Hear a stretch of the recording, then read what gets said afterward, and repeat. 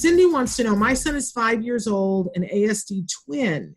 He's been more anxious and has been mouthing, biting much more. I've gotten the chew toys and he spent, like she says, he spent like them and has been biting random things, mostly plastic. Any tips for Cindy? Oh, Evelyn's frozen. Oh, no, you're frozen. Okay. Okay. Back. There's a lot of anxiety right now, definitely across the board. So any type of warning to activity changes, to what's coming next, you want to give those warnings to your child. And it might be, depending on the age and the ability of communication, it might be in the form of pictures or videos, instead of like, hey, this is what we're doing next, and you show them a picture of what you did yesterday, you know, or like even for upcoming bath time, you can video a little bit about their bath and saying, this is what we're doing next, and just showing them a little bit about your bath. I mean, that's the amazing part of technology, is you can prime kids and warn them in much more meaningful ways than ever before. The other thing is, in terms of biting, I actually have a very specific,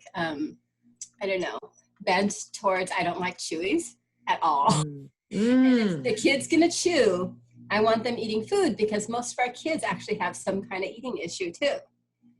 So I actually redirect all chewies into food form. And, you know, like anything that's a gummy, you can put in the refrigerator. When it gets cold, it gets really hard. And you can have them chew that gummy fruit or whatever it is, that dried fruit. If your kid doesn't eat protein, I'm almost immediately sticking some kind of like turkey jerky or something in front of you, so that your kid can gnaw on that jerky and just get that stimulation through there. Because I'm a firm believer that if your child doesn't chew, it's very difficult to talk. And so many of our kids, when I ask parents, like, does your kid chew when they eat? They say yes. I said, no, go back and look. And they'll come back and say, oh, they don't chew. They just kind of smack and then they swallow.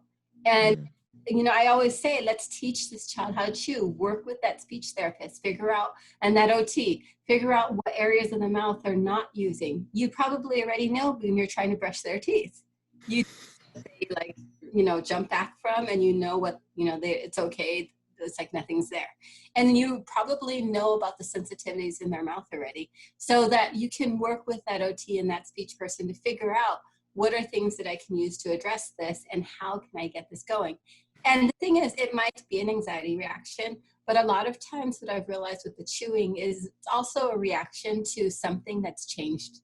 Maybe some food item has changed, or some activity that they used to do.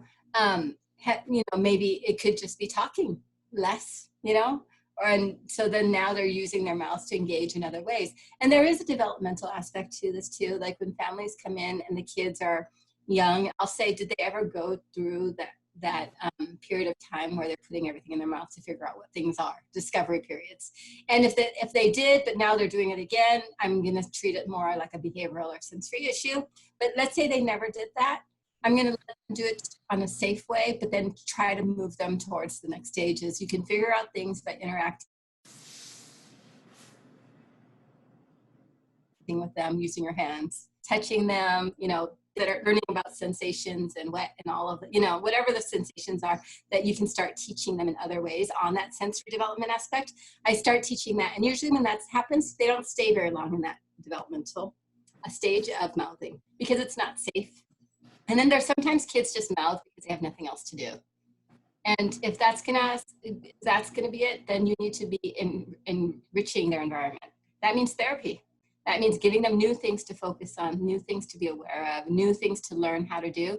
And a lot of times, just by giving them more information that meets their criteria of whether it's the sensory or whether it's just learning more and being more active and discovering other things, their attention will go away from all of, you know, the other types of activity too.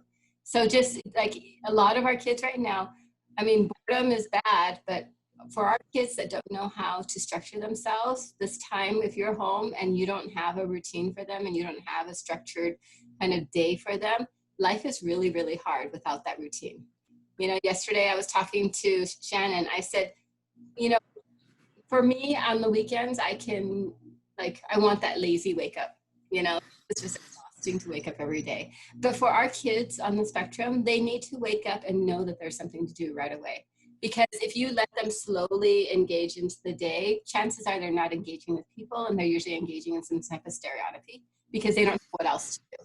And getting them out of that stereotypy, let's say if you started therapy at noon, is a lot harder than if you did it right from when they woke up. Because when they wake up and you teach them how to structure their day and they can follow instructions, it's like their whole day is much more organized than that sleepy time of giving them 4 hours to do nothing before they start up again. It's actually, I've seen it be harder for the kids when they have kind of that lazy wake up time rather than starting right from the beginning in the morning. So think about that. Hey, we're saying hi to Steve and the mom who said that she was learning so much from telehealth. She said, I felt like I was on top of things, but man, has it been awesome. I want to have you write a whole blog about what it's been like for you as a parent, because I think there are still people who are afraid of it, and I think it would help them. But I know you're busy.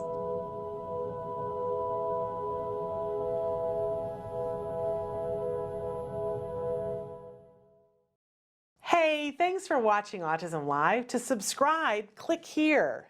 And if you'd like to check out some more of our videos, click here.